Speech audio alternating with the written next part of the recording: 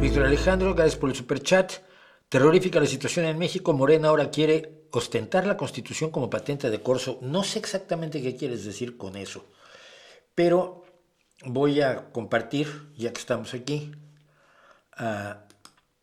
una cosa que el otro día compartí en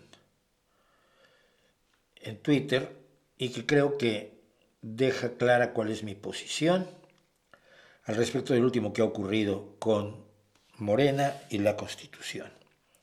Porque, porque no hay nada que hacer con las mayorías que tienen.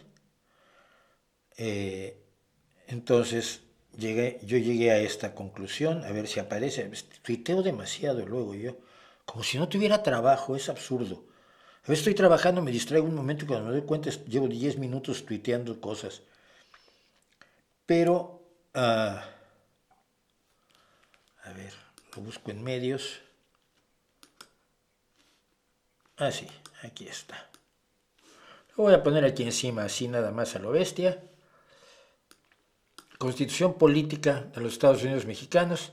Nació como un sueño extraordinario, murió por una traición infame. Febrero 5 de 1917, octubre 19 de 2024, que es cuando se aprobaron las últimas modificaciones que hacen inoperante a la Constitución que se había hecho, que se había promulgado en febrero de 1917, que era una carta a Santa Claus, como lo era la Constitución de 1857, una de las más avanzadas de la historia. En su momento era un objeto verdaderamente impresionante de legislación, pero ya no existe, ¿no? En México se ha culminado lo que yo llamé un golpe de Estado lento y ahora todo el poder está concentrado en una sola persona. Lo demás es lo de menos.